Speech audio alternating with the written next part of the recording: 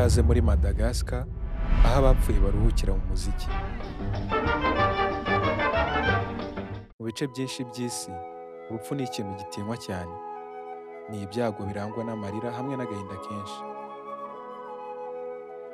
Aho bapfushije, harangwa no kuvuga make ndetse no kwitwararika guhambaye, kandi nta rusaku ruharangwa. Abapfuye barashyingurwa, bakifurizwa kuruhuka mu mahoro. Usanga amarimbi ari ahantu hatinwa na benshi, ku buryo hari n'abahitamo kutayageramo, bagihumeka uw'abazima. Bati nzahagere banshyingura, ariko ubu iki gikombe kindenge. Gucukura imva noneho byo bigafatwa nk'amahano. Gutabura uwapfuye bikorwa gusa iyo agiye kongera gushyingurwa mu cyubahiro, cyangwa se hari indi mpamvu ikomeye ibiteye. Uku niko wakuze ubona ibintu bikorwa, kandi wumva ko ariko byagakwiye kugenda.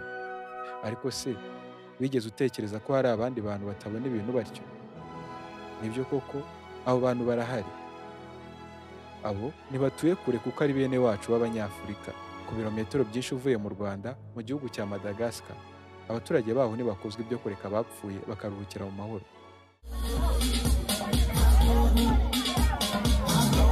Kuri iki kirwa, abapfuye bararya, bakaririmba, bagaseka kandi bakabyina. Buri myaka iri hagati y'5 n'7, imiryango y'Abamaragashi irakorana kugira ngo bizihize ibirori bita guhindukiza amagufa, cyangwa se famadihana mu rurimi rwabo. Yego, ibyo utekereje nibyo. Biroha mu marimbi, bagacukura imva zose maze bagataburura imirambo ya bene wabo.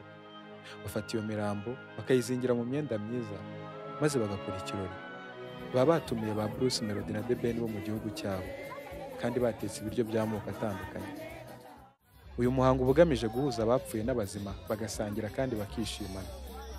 Abanyamuryango bashya bahuzwa na bene wabo bapfuye bakamenyana. Inkoramutima z'abapfuye nizo zicara hafi yabo, zikabaganiriza kandi bakababwira amakuru mashya y'ibyabaye mu gihe gishize bapfuye. Bashyiramo umuziki, bakabyinana na bene wabo bapfuye kandi bakishimana. Famadihana irubahwa cyane. Ikunda kuba mu gihe cy'impeshyi hagati ya Nyakanga na Nzeri, aho gukora ingendo biba byoroshye. Uyu muhango n'imigenzi ukorwamo itegurwa n'abakuru b'imiryango, akaba ari bo bagena ibizakenerwa nk'amafaranga, ibikoresho, gutanga inshingano n'ibindi. Ku Bamaragashi, urupfu si iherezo, ahubwo ni intangiriro y'ubundi buzima. Abapfuye bahorana nabo, bakabarinda kandi bakabasaba kubibuka. Kubibuka gusa niba bihagije, baba bagomba no gushyikirana nabo kandi bakishimana. Guhindukiza amagufa bisobanuye kugarura ubuzima muri roho binyuriye mu njyana. Ku muntu ukomoka mu Rwanda, aho kubangamira abapfuye ari agahomamunwa, biragoye kwiyumvisha uyu muco w'Abamaragashi. Ariko kuri bo, Famadihana ni amahirwe yo guhabwa umugisha na bene wabo bapfuye, bakishimana baceza umuziki, kandi umubano wabo ukarushaho gukomera.